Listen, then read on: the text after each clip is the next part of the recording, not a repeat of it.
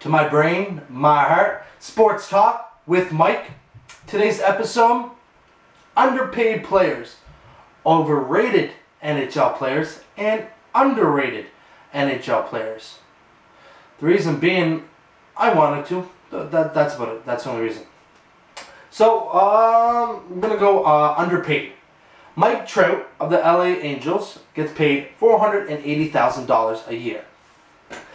Now, the reason being is you need to have a certain amount of MLB service to start to make the big bucks, which I really like because, I mean, it's not that much less, but NHL players, it's $525,000 a year. That's the minimum you can make. But I do like that rule. Mike Trout, he won the AL Rookie of the Year, came second in AL MVP voting. And from what I've heard from different sources, not like personal, like telling me, just what I've read, he's not happy, but he wants the big money. And well, dude, you gotta put in the work. I know you had a great season, but you got to pay your dues, man. But still, he's a bit underpaid, to say the least. PK Subban of the Montreal Canadiens, he gets paid $2.6 million a year. I don't think he should get $5.5 or $6 million, but $4.5 maybe. He's leading the league defenseman in scoring this year in the NHL with 5 to 10 less games. He's a spark plug for the Montreal Canadiens. He plays pretty good offense and defense for them as well. He hypes up the fans for Montreal. But, at the same time, he just came off the 3-year entry-level contract. So, maybe this 2-year deal will develop into 4.5, what he deserves. Yeah. Ben Zobrist of the Tampa Bay Rays, he gets paid $4.5 million a year. Now, the Rays are a fickle team. They don't like to spend big money. But Ben Zobrist is a guy that should have some money spent on him. $4.5 million to me is life-changing, obviously. But compared to other players, he should get about $10 to $12 million a year based on other contracts and what these players are producing. He great bat, nice speed, great defensively. So, if you have the talent and you're doing your job better than others, you deserve a pay raise. Claude Giroux of the Philadelphia Flyers, $2.75 million a year for their captain. That guy, hard worker, he's got so much offensive talent. He's so gifted that it's ridiculous. When I looked at the contract, I'm guessing he took a hometown discount because he wants his team to get better. And money brings in more people. But at the same time, he should be their most paid player, and he's not. I think he's maybe their 5th or 6th highest paid player. Oh, it's just so not fair. For Giroux, for me, I think he's a lucky bastard. But he deserves to be paid higher. Victor Cruz of the New York Giants, $490,000. A restricted free agent right now. He won a Super Bowl. He was one of their top wide receivers for the Giants. And he plays at a high level. He might not be elite, but he's always playing at a higher level than is expected of him. I don't think he should be getting $10 million, but maybe $2.5 to $4 million would not be a bad scenario to sign a guy that's going to be a pretty good wide receiver for a couple of years. And yeah, this one, it's hard for me to say because if you know me, if you watch the episodes, you know that the way that athletes get paid is, it's beyond fair. And but based on other athletes in this sport, LeBron James is underpaid at $17.5 million. Chris Bosh gets paid the exact same amount. Bosh doesn't have any MVPs in his belt or NBA Finals MVP, but he gets paid the exact same amount as King James, who's the best NBA player in the sport. I'd put him top 5 all time. I really would. He is incredible in all aspects of the game, but there's people getting paid more than him.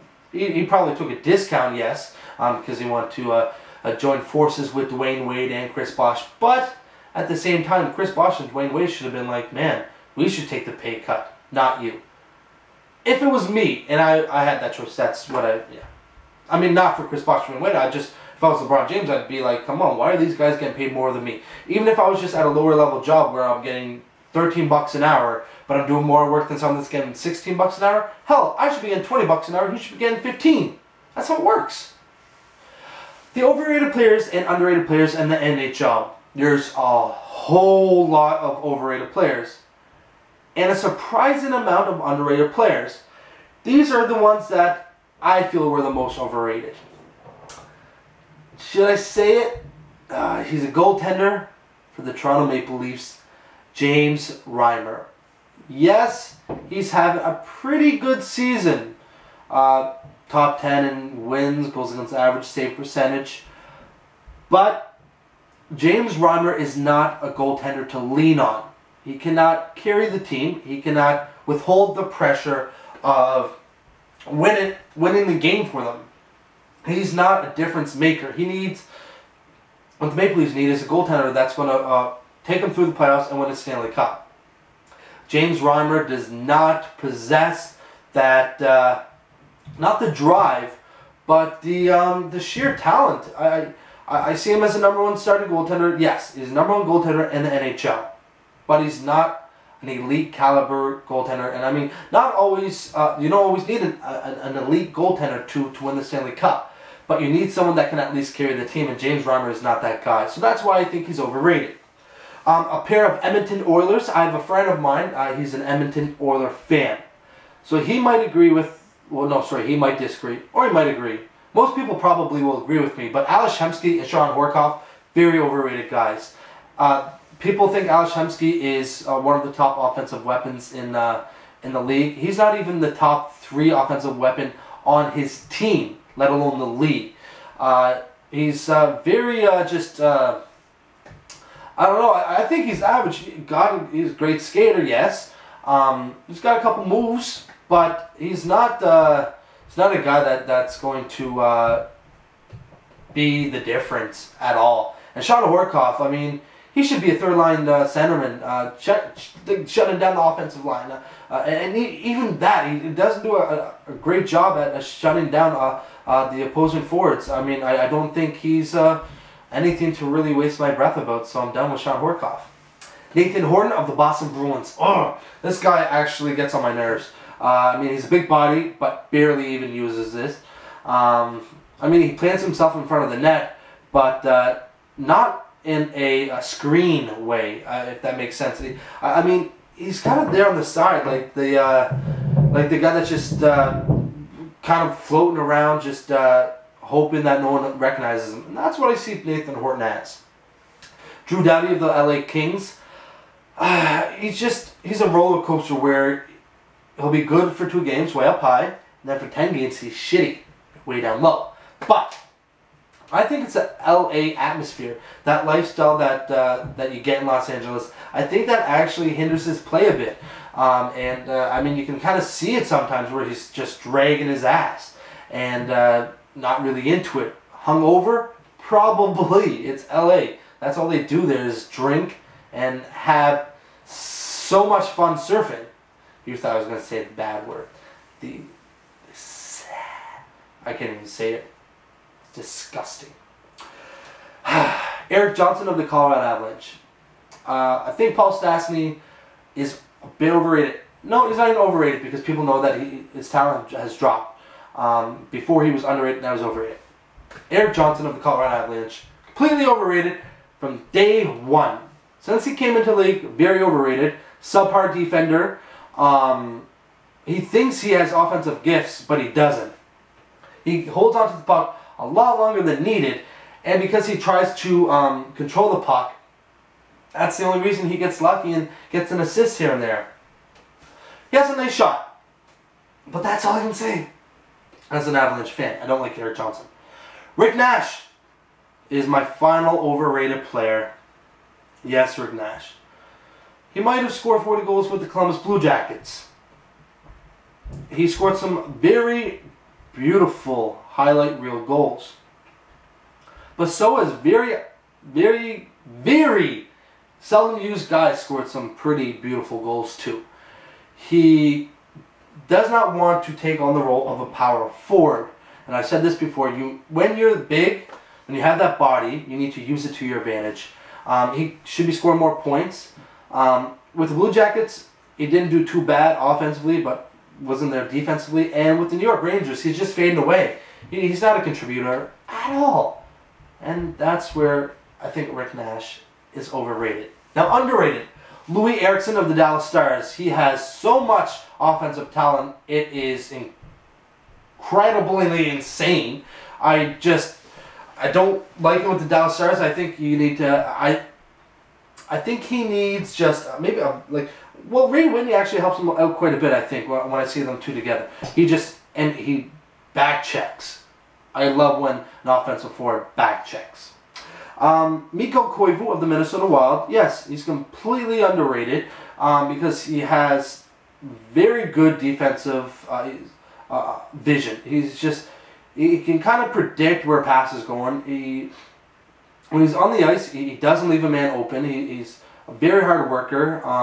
He helps his team in many ways, just from his play and just his demeanor. I think he's a very solid captain for the Minnesota Wild. Andrew Ladd of the Winnipeg Jets. With the Blackhawks, I thought he was an average check-in forward.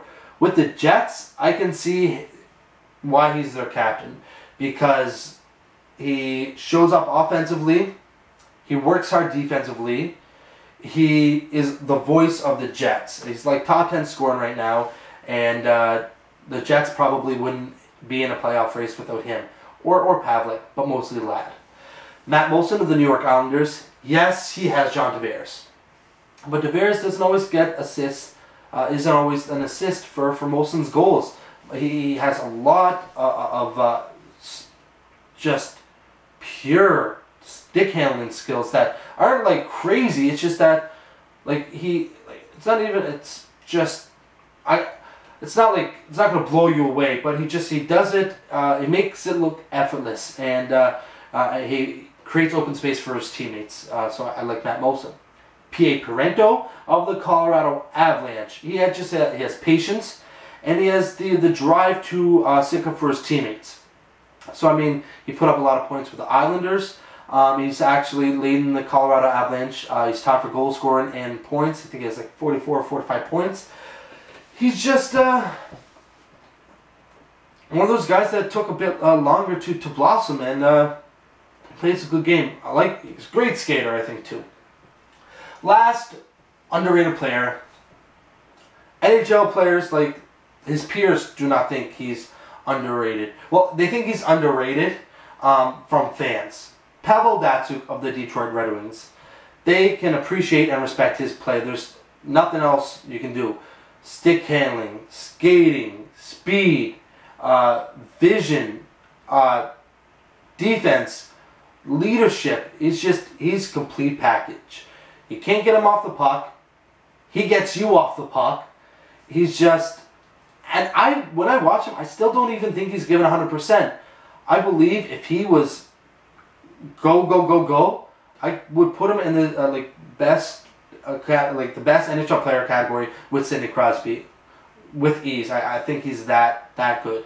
And I mean, anytime someone when they pull the NHL players, he's usually at the very top of skills. So there you have it. So that's my overrated and underrated as well as underplayed athletes. But that's my opinion. James Reimer, Nathan Horton, Alex Hemsky, Drew Doughty, John Horkoff, Eric Johnson, and Rick Nash, overrated. Louis Eriksson, Pavel Datsyuk, Mikko Koivu, Andrew Ladd, Matt Moulson, and P.A. Parento, underrated. If you agree with anything or disagree, let me know. @SportsWithMike is my Twitter. SportsTalkWithMike@hotmail.com is my email address. I hope you enjoyed. You didn't enjoy. You enjoyed. You enjoyed today's episode of My Brain, My Heart, Sports Talk with Mike. I'm going to go up and make some tacos. I like tacos. Holy crap. I think there was a car accident. Here we are.